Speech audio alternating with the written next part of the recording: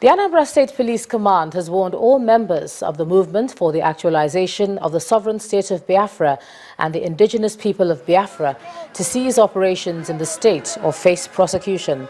The Commissioner of Police, Mr. Hassan Karma, says the police will no longer tolerate people who parade themselves as Masob or those who incite them to disrupt the peace of the state. The government have made it very clear. Activities of indigenous people of Biafra, activities of Masob is banned in Anambra. The government did not mix with, the government didn't mix with. The traditional rulers have come out and dissociated themselves from it. They said they were alive and they witnessed Biafran war and they know what it happened, how it happened, how it affected them and the rest of them. Today we have a country. Nobody should create problem for anyone at all. Meanwhile, the former head of state, General Yakubu Gowon, has dismissed any potential threats to Nigeria's unity as a result of the activities of some pro-Biafra groups. General Gowon, who noted that Nigerians have put the ugly memories of the civil war behind them, pointed out that those behind the protests are youths who have no idea what the war cost Nigerians. The elder statesman was speaking in Lafia, the Nasarawa state capital, shortly after a malaria eradication campaign visit to Governor Tanko Almakura. Do they want us to go to fight another war? I hope, and I pray to God that it is only them, the few that are there, but the majority I know of the Igbo people are not with them. These people, yes, it is a democracy. Let them make their views known, but let us make sure that they can express their wish, their desire, but let them remember, with Biafra, it is finished. I don't think it is any threat. And I have said, if there is anything of the sort anywhere in any part of the country, just like the problem of Boko Haram, we should deal with it, Nigerians should deal with it in a matured way. Now, I can assure you, I wish I can meet some of those young people. Well, I did, when I went to give a lecture at the Odumigo Ojuku's university, the old Anambra State University. Yes, a lot of them, the Biafran ex-soldiers were there.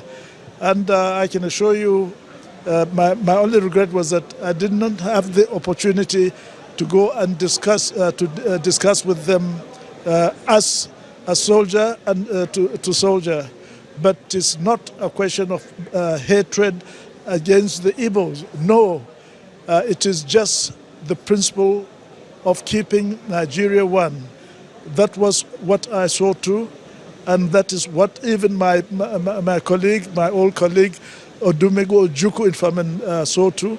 And this is all that we're trying to do. It is not because of hatred. And that is the reason why, at the end of the war, in order to make sure that there is no hard feeling, we use the expression, no victor, no vanquish. Former head of state, General Yakubu Gowon.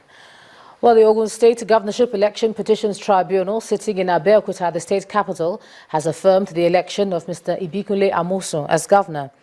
Delivering his judgment, the chairman of the three-man tribunal also dismissed the petition by the People's Democratic Party governorship candidate in the election, Boyega Isiaka, for lack of merit. The PDP had approached the tribunal asking it to nullify the election of the governor over alleged malpractices and non-compliance with the Electoral Act 2010 as amended. From the analysis, very thorough analysis that the tribunal did this morning and afternoon, you will agree with me that the petitioner's case was deemed to fail, and that was why it was dismissed in all its roots, stems, and branches. What remains for the petitioners to do is to encourage other members or citizens here in Ogun State to allow Governor Ibikunle Amosun to continue to develop, have time to continue to develop Ogun State as he has been doing. And it's been magnanimous enough. In a matter like this, elsewhere, trust me, I've appeared in a number of other cases. The winner will insist on mocking the petitioners in cost. But it's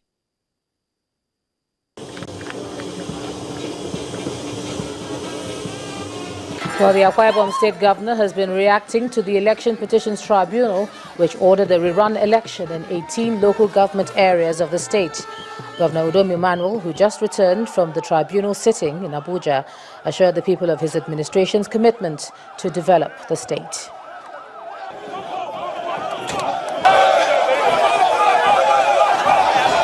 Today you are challenging me the more that in the next 18 months, I must make sure you have uninterrupted power supply in this state. Today you are challenging me the more that our women cannot go into the farm and sleep from morning till night. And meanwhile they don't have money to pay school fees. That our women must rise to greatness. Our women must rise to that greatness, to great minds, great people, great future, great Akwa Ibom State. Before the end of next week, I'm going to do a groundbreaking of at least 2 more industries. The Vice President, Professor Yemi Osinbajo, in a recent interview in Abuja, said that Nigeria is planning to raise what he called an anti-recession fund amounting to $25 billion. The fund is to be financed by the public and private sector with the aim of modernizing infrastructure and avoiding a recession. Nigeria has been facing challenges following the reduction in global oil prices. And joining me now to look at the proposal is an economist, Mr. Odilim Enwereba. Thank you so much for joining us on the News at 10. Thank you for having me. All right, let me just go on and ask you, how do you react to that proposal? For me, it is okay as long as this is just a drop in the ocean. Don't agree too much. In ocean, because what we are looking at here is a deficit of $350 billion.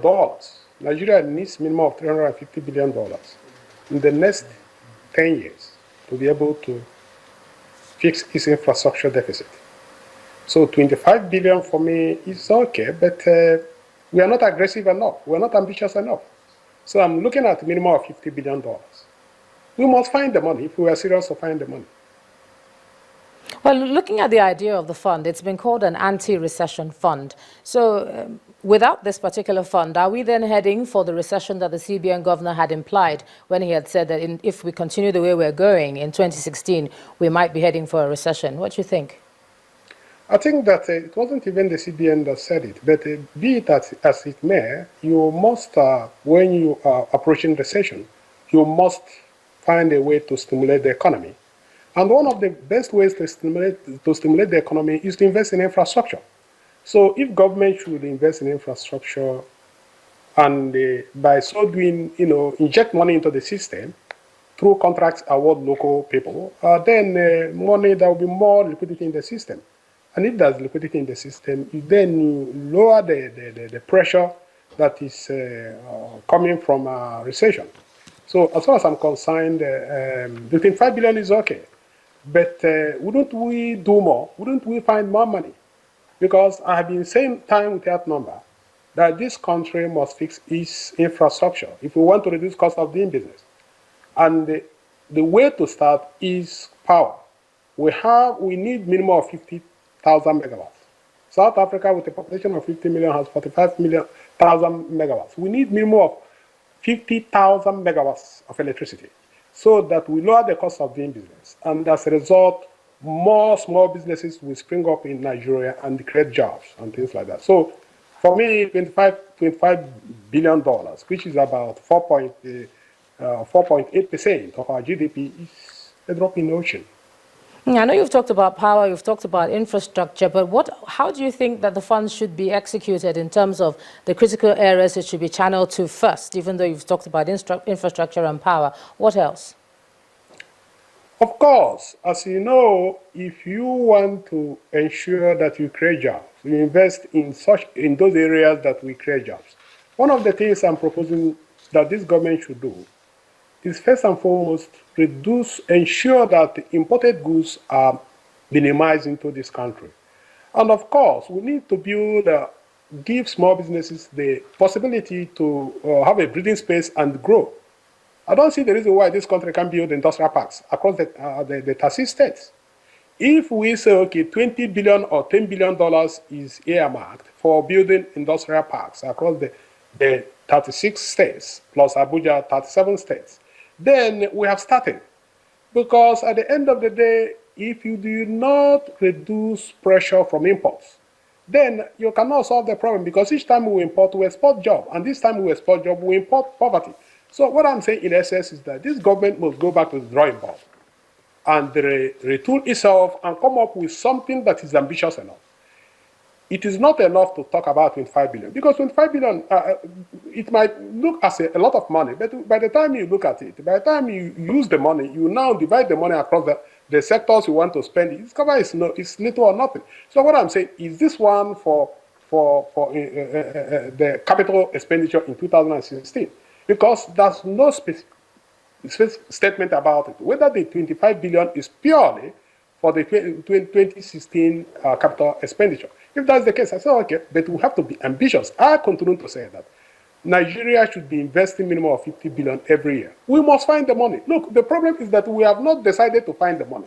We have decided to continue to say, without oil, we cannot go anywhere. This country is supposed to, look, 10% of $530 billion is about 53 billion. That is the minimum we can generate from tax. So we must generate the money in the first place. But also, most important, I believe that this government must come up with a comprehensive master plan about how to develop the infrastructure and how to develop the social sector of the economy. All right, Mr. Odelim Enwebara, thank you so much for joining us on the News at 10 tonight. Now, when the News at 10 returns, maritime workers shut Lagos seaport over unpaid 9 months allowances. Do join us again.